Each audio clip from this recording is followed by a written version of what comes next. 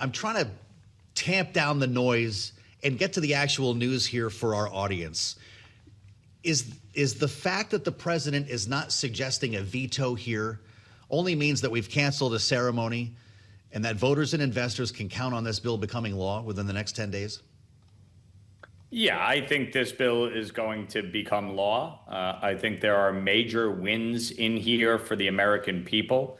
Housing is one of the biggest issues that we can tackle as a country when it comes to the issue of affordability.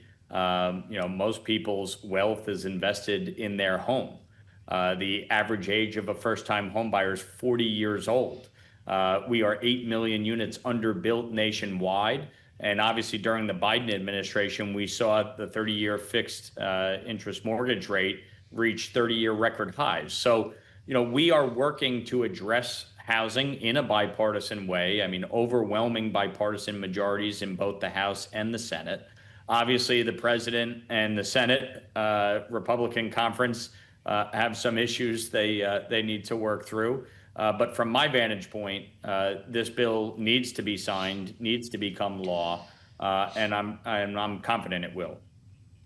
So is the order of priority here out of line for the president, Congressman? If you say this needs to be addressed, this affordability concern for voters, does election voter ID legislation not deserve to rank so highly? Well, look, Congress deals with a multitude of issues on any given week. I mean, we vote on dozens of bills. So obviously the president has... But the president is suggesting that there is an order of priority here. Let me finish. Okay, let me finish. The president has a priority that he has put on the table with the Senate for months. The Senate rules have obviously impeded the ability to pass that. And that's, for the Senate and the president to work out. And that's why they're meeting today.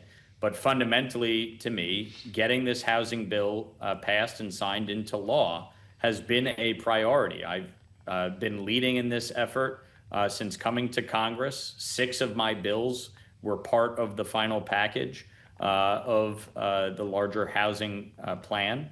And so, this is something that I think is going to have a profoundly positive impact on the economy as we move forward, bringing down cost, increasing supply, cutting barriers to construction, increasing access to capital, preventing, large institutional investors from gobbling up single-family residential housing supply.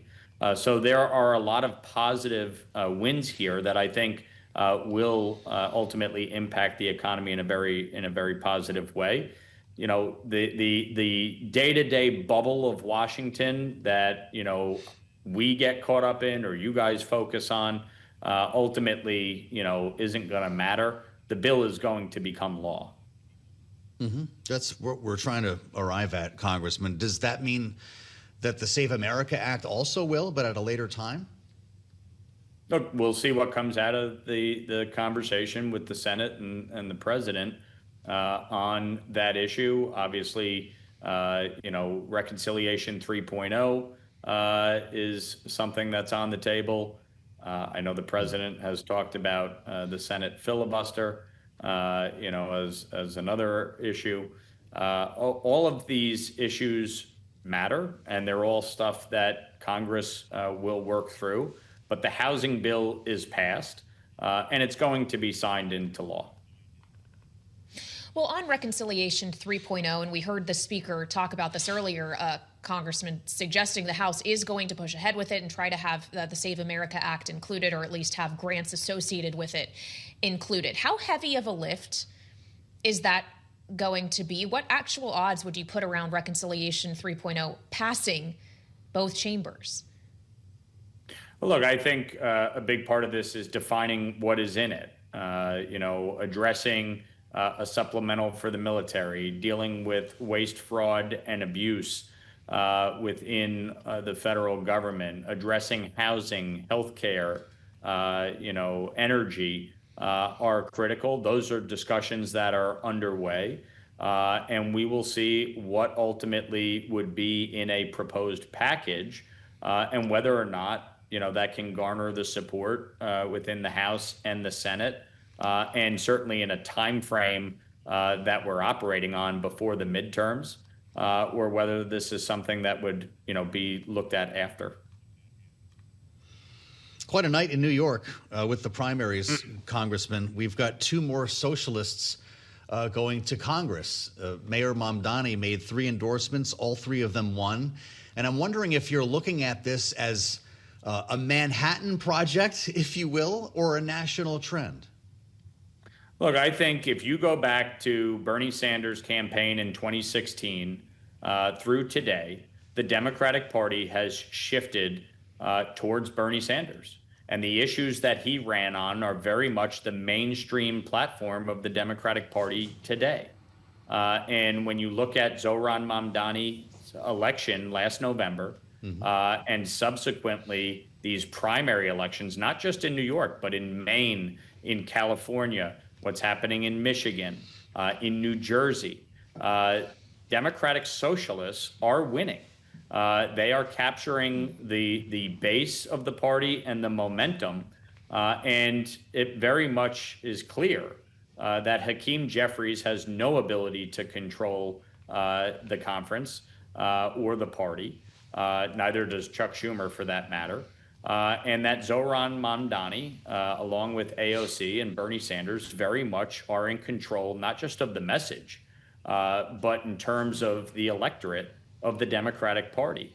And so I think this is a much bigger issue than Democrats want to let on.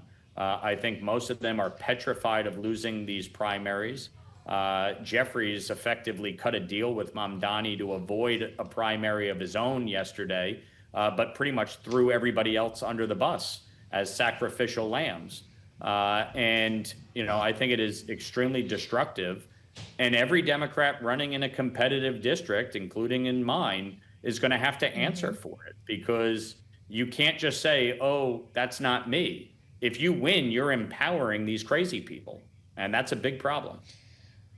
Well, is it really fair to put your opponent, who you now know will be Kate Conley, in the same bucket as people who are self-proclaimed Democratic socialists, the likes of AOC and Bernie Sanders? This is a more moderate individual, is it not? Why not? You guys have spent 10 years putting Republicans in every bucket with the president. They have to answer for the positions of their party. And the fact is, if they win and they get control of the majority, these people are going to be driving the policy agenda. And so, yes, they do have to answer for it. And yes, they do have to say where they stand on it. And yes, they do have to say whether or not they agree with Zohran Mamdani and whether or not they agree with these socialist candidates being at the forefront of policy in Washington and in Albany. It wasn't just the 3 congressional seats yesterday. You had numerous incumbent state legislators taken out by socialist Democrats running to be in the state Senate and in the state Assembly. And no, my opponent is not a moderate. The fact is, she has said at no point any issue in which she would buck her party or work across the aisle or work with the president, frankly. I have a record of bipartisan accomplishment. I have a record of being effective and actually delivering bipartisan results, agreeing with the president at times, and also pushing back on the president. You don't just get to claim the mantle of moderation in comparison to the avowed socialists when, in fact, you have the same exact policy positions. Kate Conley wants to abolish ICE. Kate Conley wants to raise taxes on hardworking New Yorkers. She was opposed to the working families tax cut package. She was in favor of allowing illegal immigrants to collect health care benefits. So you claiming that she's a moderate based on what? Well, because she is not a democratic socialist or has not openly subscribed to some of those ideas. Is that the new standard? Is that the new standard? You're a moderate if you're not a socialist? I mean, look. Well, no, I am just saying that you were speaking about democratic socialists and that your opponent is not. Which is further to the left. I mean, look at Dan Goldman. Dan Goldman lost yesterday. Dan Goldman is not a moderate. Dan Goldman is a progressive Democrat. Adriano Espaillat is a progressive Democrat. You know, Antonio Reynoso, who lost in Nydia Velázquez's seat, is a progressive Democrat. These aren't moderates.